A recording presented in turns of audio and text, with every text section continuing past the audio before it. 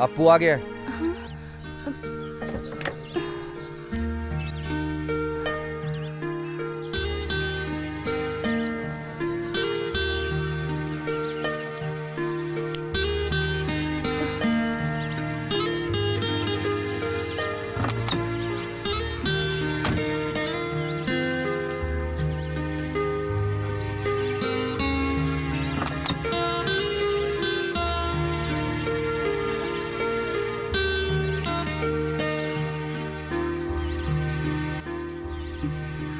Good morning Appu. Good day.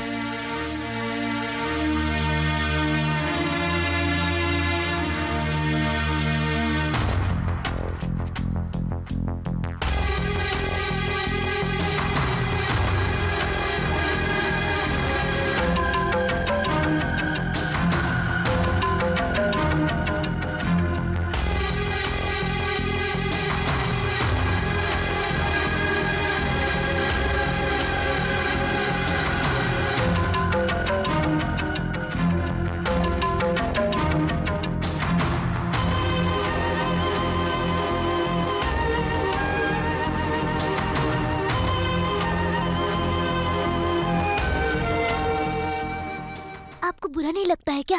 पापा को इस तरह से तंग कर रहे हैं आप लोग। पापा के पास अच्छा वकील रखने के लिए पैसे नहीं है, वरना वो आप लोगों को सबक सिखा देते। नहीं, अगर पैसे होते भी तो पापा ऐसा नहीं करते। आखिर आप लोगों ने शादी की ही क्यों?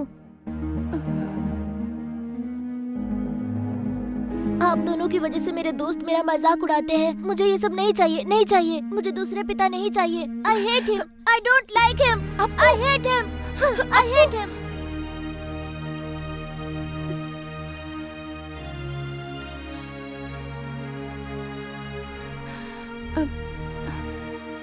मुझे कुछ बात करनी है।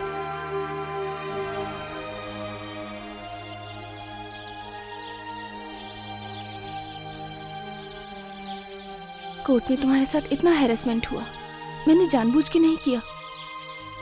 वो अपने मन से ही कह रहे थे। वकीलों का काम ही यही होता है, वो केस जीतने के लिए कुछ भी कहते हैं। ऐसा नहीं है।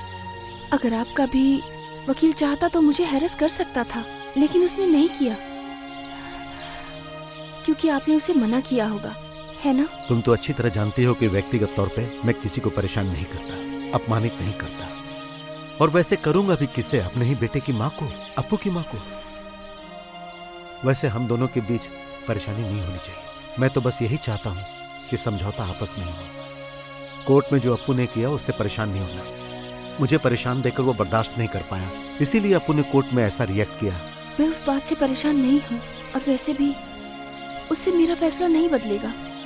लेकिन जो मुझे लगा मैंने आपसे कह दिया। मुझे तो अब डर लग रहा है हमारे अलग होने का असर अप्पू पे पड़ेगा। अब ये समस्या हमारे सामने खड़ी है और इसे किसी भी तरह सुलझाना होगा, वरना कोई खुश नहीं रहेगा। मैं सबसे ज्यादा प्यार करती हूँ तो सिर्फ अप्पू को ही। उसके ही अच्छे भविष्य के लिए मुझे दूसरी शादी भी करनी पड़ी। वो सब मेरे लिए पाप था। तुम तो मेरे बारे में अच्छे से जानते हो ना। लड़कियां कुछ बात बताती हैं और कुछ छिपा लेती हैं, हिम्मत कम होती है ना। वैसे ये बात मैं समझता हूँ, तुम एक बिजनेसमैन की बेटी हो और अपनी बात को साफ तरीके से सामने रखना अच्छी तरह से आता है। तुम मुझसे खुलकर बोल सकती हो। अरे मैं तो एक ऐसे बाप का बेटा हूं जिसकी दूध खरीदने तक की औकात नहीं थी। हर दुकान पर उधार ही था और उसे चुकाने की भी मेरे बाप की औकात नहीं थी। और मैं अपने घर में सबसे बड़ा था और मेरे बाद 2 जुड़वा बहन थी और एक मेरी माँ। हम चारों लोग भूख से मरने की स्थिति में पहुंच गए थे।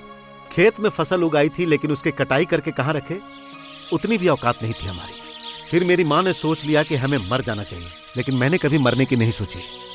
मैंने सोच लिया था कि हर कठिनाई का सामना करूंगा, पर यह कैसे होगा ये मुझे पता नहीं था।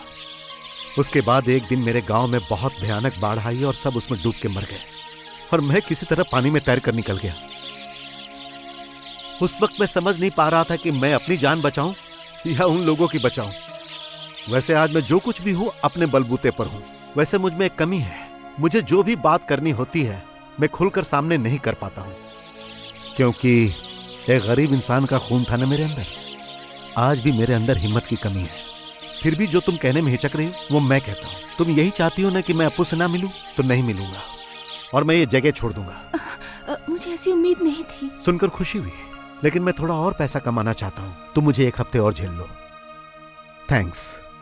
फिर मैं चला जाऊंगा हमेशा के लिए, तुम सबको छोड़कर।